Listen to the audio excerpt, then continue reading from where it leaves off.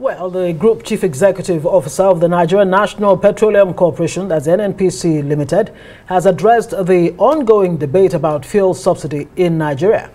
Well, the NNPC boss, in a chat with State House correspondents after a meeting with President Bola Tinubu at the Presidential Villa in Abuja, said the NNPC has been transparent in its operations, making it clear that the company is not incurring subsidy costs.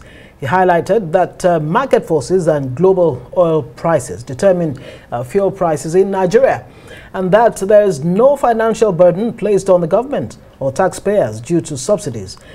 On Q's resurfacing, Kyari reassured the public that there's enough product supply and no significant issues regarding the delivery, while efforts are also being actively pursued to address critical matters related to access to foreign exchange. There is no subsidy whatsoever. We are recovering our full cost from the products that we import. We sell to the market. We understand why the marketers are unable to import. We hope that they do this very quick, and this is some of the intervention government is doing. There is no subsidy. We have seen in very few states pockets of very low queues, not only connected with the road situation that we are seeing. There are a number of blockages on our road, crossing products from the southern depots into the northern part of the country, and it takes a much longer time than they do now. They have to reroute the trucks around many, many locations for them to be able to reach, and that created delays, and that created some supply gap, but that has been filled, and we do not see any of such problems again. And secondly, because of the full deregulation that we have in this sector, marketers are now competing amongst themselves. So one, you must have noticed some fuel stations will reduce price by 2 naira and 3 naira. So customers will naturally run to the places where you have that reduction in prices. And that creates panic, because for those who don't know why they are doing it, they will think that there's something wrong happening, or there's an ominous sign of scarcity and people start queuing up in the fuel. Otherwise, there is no challenge. Supply is robust. We have over 1.4 billion liters of product in our hands, both marine and land. And also that there are no issues around delivery of those products into the land. So there is no fear, nothing to bother about. But we're also happy that the market forces are now playing out. The National President of the Petroleum and Natural Gas Senior Staff Association of Nigeria, Festus Osifo, joins us now for more on this. Good to see you, and thanks for your time. Well, let's start off by talking about your event here in Nigeria's capital, Abuja, mitigating the effect of the petrol subsidy removal. Well, it's a theme. Perhaps your aim is to see how much of pain can be taken off Nigerians. Did this give you that sense of what to do?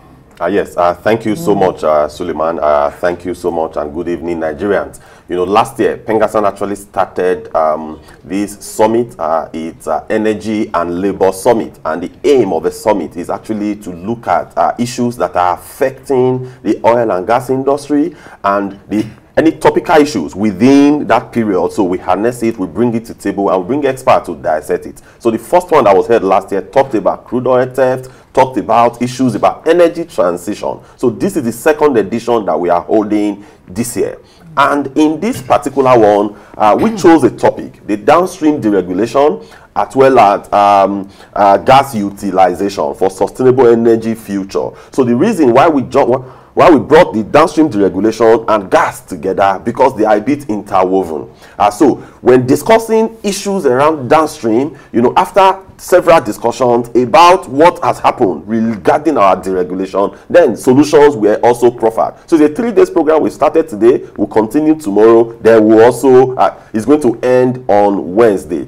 And maybe I should take some opportunity to do the free advert. So on Wednesday, we're going to be having a gala night, a dinner event where Pengasan as well, as part of our corporate social responsibility. So we've organized a national essay quiz competition among secondary schools in Nigeria. And over 1,000 entries came in. So we have the finalists, we have the first, second, third, and we have consolation prizes. So the kids, we are going to bring them to the venue. Right. So, fantastic. Well, Pengasan does have money. So we'll be giving you the receipts once we're done with this show. Now, let's talk about this issue of subsidy or no subsidy. We heard there, government is paying partial subsidy. You've been quoted as saying subsidy is back. When I say you now, Pengasan. Yes. Of course, you're the president of Pengasan. So what exactly is the situation? Is subsidy back or not? Is it partial? Is it full? Okay, well, there's really nothing like partial subsidy. So subsidy is subsidy. Right. Even if you pay 1 naira, it's subsidy.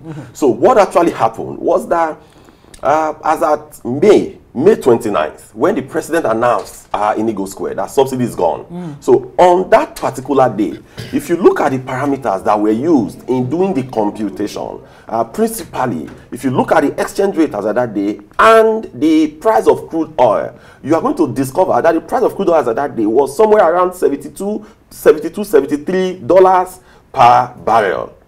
And the exchange rate, official exchange rate, as at that time, was about 450 naira to $1. But when they did it, because they already knew that they are going to converge the exchange rate around 600 naira plus. So what now happened was that the initial price of crude was calculated at about 650 naira to $1, and the crude price of $74 per barrel. There is a platform where, in fact, the crude oil market is extremely transparent. So there's a platform called Platts. Right. Platts is a tool developed by Standard & Poor's, S&P. So in Platts platform, when you go there, you will see the price of crude and the price of the product derivable from crude. So immediately you see it, you will now see what it will cost you per liter in USD. So once you take that, you multiply by your exchange rate, then you add transportation and it gives you the landed cost. So it's very easy.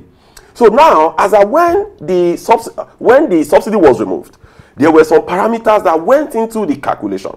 So as of today, you know, after the initial parameter that went into it as at May, if you remember very well, that sometime again, there was a shift. Right. So what necessitated that shift was the movement of the exchange rate to around 770 naira to the dollar. Then the price of crude was still around $75.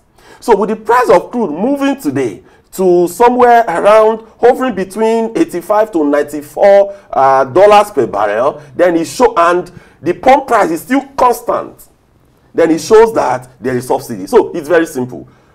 But very simple analogy. Says there's no subsidy. So who are we exactly? So now it now depends. It depends on what the exchange rate is.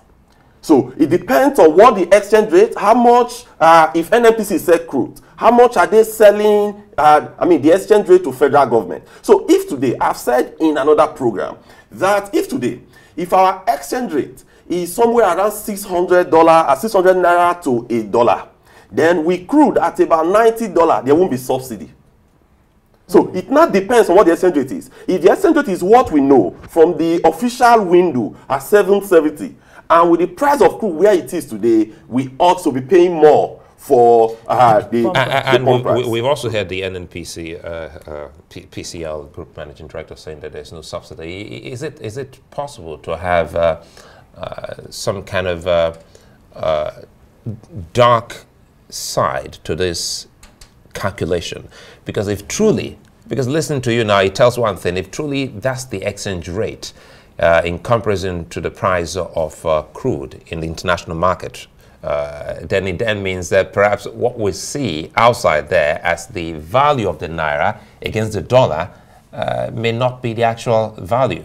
Yes. So if you remember, one of the challenges we have also posed to them, if you remember when our naira was sliding, we actually advocated that if you listen to Bank of America, if you listen to JP Morgan Chase, you listen to those international financial institutions, they say that the fair value of our exchange rate ought to be somewhere around 620 to 650 naira to $1. So now that currently our naira is undervalued. So if, like I said, what the NNPC boss said, it could be true, but depending on the exchange rate that is being used. Right. So if the exchange rate that is being used is somewhere around 600 naira to $1, then there wouldn't be any subsidy. And if they keep it at that, just that they also need to tell Nigerians what is the exchange rate that is being used. Because these things are very simple.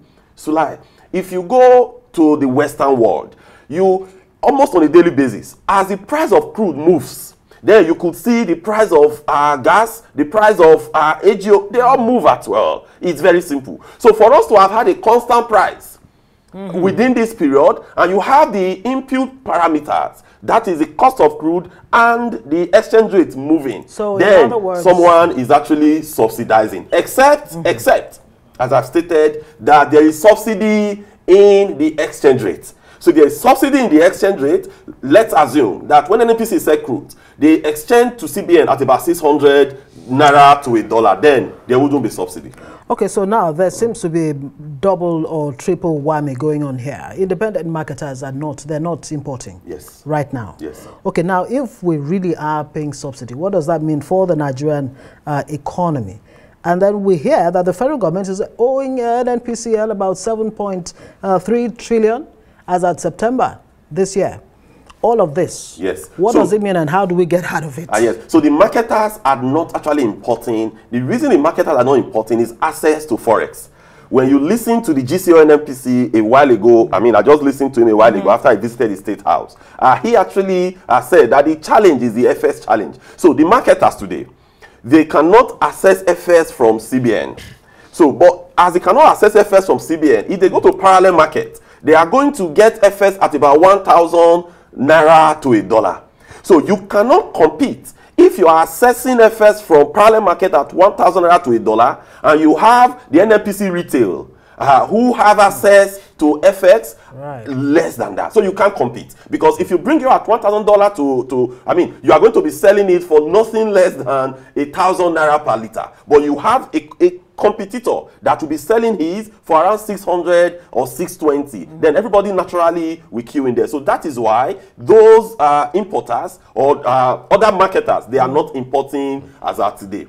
Yes, with the issue of subsidy, we all know, yes, today Nigerians are passing through excruciating period. We understand that. But there are still, at the long run, there are some derivable benefits. Right. So if subsidy is back today the way it is, from what we understand, from what is transparent, the exchange rate and the crude oil price, then those inherent benefits, we may not also get it. It means that Nigerians are literally suffering for nothing. So I think too that government should come clean to actually explain to Nigerians where we are on the issues of subsidy. Festus Osifo, Pengasan president, we'll have to leave it there. Wish you left us on a more hopeful note, but we'll keep hope alive.